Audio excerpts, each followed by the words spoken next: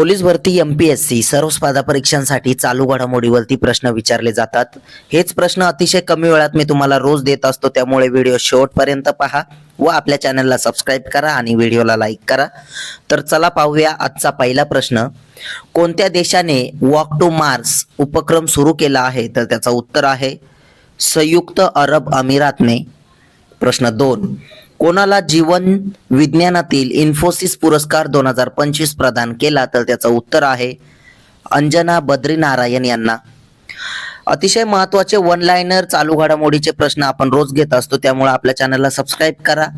चला प्रश्न पाहूया 3, भारतीय सैन्याने मारू ज्वाला सराव कोठे आयोजित केला? तर त्याचं उत्तर आहे राजस्थान राज्यामध्ये। प्रश्न 4 पाहूया, राष्ट्रीय जनजातीय चित्रपट महोत्सव आणि कार्निवल कुठे सुरू झाला? तर त्याचं उत्तर आहे इन्फाळमध्ये। प्रश्न 5, भारतातील पहिला क्वांटम डायमंड मायक्रोस्कोप कोणी विकसित केला? तर त्याचं उत्तर आहे IIT बॉम्बेने। प्रश्न 6, मॉन्ट्रियल प्रोटोकॉल MOP 37 च्या पक्षांनी 37वी बैठक कुठे पार पडली? तर त्याचं उत्तर आहे नैरोबी येथे। प्रश्न 7 पाहूया, ऑक्टोबर 2025 साठी ICC महिला खेळाडू ऑफ द मंथ कोणाला निवडण्यात आले? तर त्याचं उत्तर आहे लॉरा वोलवॉर्ड। प्रश्न 8, भारताच्या मदतीने बांधलेल्या हनीमाधू आंतरराष्ट्रीय विमानतळाचे उद्घाटन कोणत्या देशाने केले? तर त्याचं उत्तर आहे मालदीव देशाने। प्रश्न 9, स्कूल वेब ॲप कोणी लॉन्च केले? तर त्याचं उत्तर आहे दिल्लीने। प्रश्न 10 पाहूया, राष्ट्रीय शिक्षण दिन 2025 कधी साजरा करण्यात आला? तर त्याचं उत्तर आहे 11 नोव्हेंबरला। प्रश्न 11, भारत सरकारने कोणत्या राज्यातील तुंगबुक आणि पुमटोंग पुलित लेपच्या वाद्यांना भौगोलिक संकेत म्हणजे GI टॅग प्रदान केले आहेत? तर त्याचं उत्तर आहे सिक्कीम राज्यातील। प्रश्न 12, 24व्या आशियाई तिरंदाजी अजिंक्यपद 2025 मध्ये भारतीय कंपाऊंड महिला संघाने कोणते पदक जिंकले? तर त्याचं उत्तर आहे सुवर्ण पदक।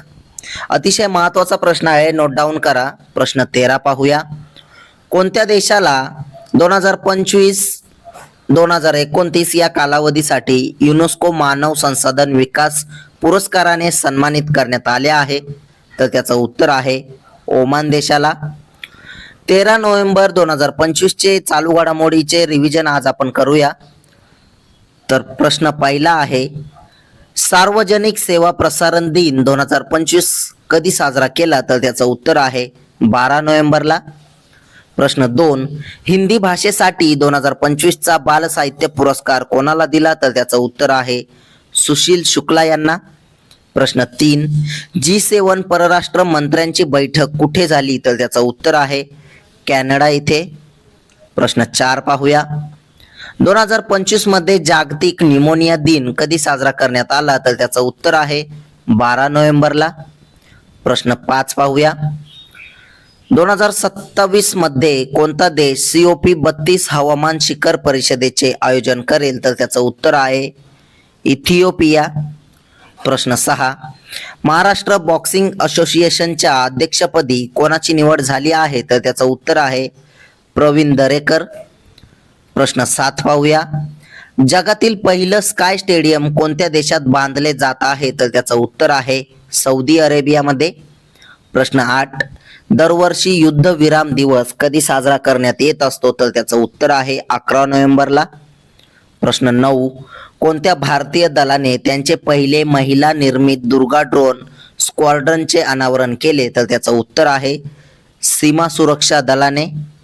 प्रश्न 10 पाहूया, मानव आणि प्राण्यांमध्ये शांततापूर्ण सहअस्तित्वाला प्रोत्साहन देण्यासाठी सिम्बिजन प्रकल्प कुठे सुरू करण्यात आला आहे? तर त्याचं उत्तर आहे गुवाहाटी इथे।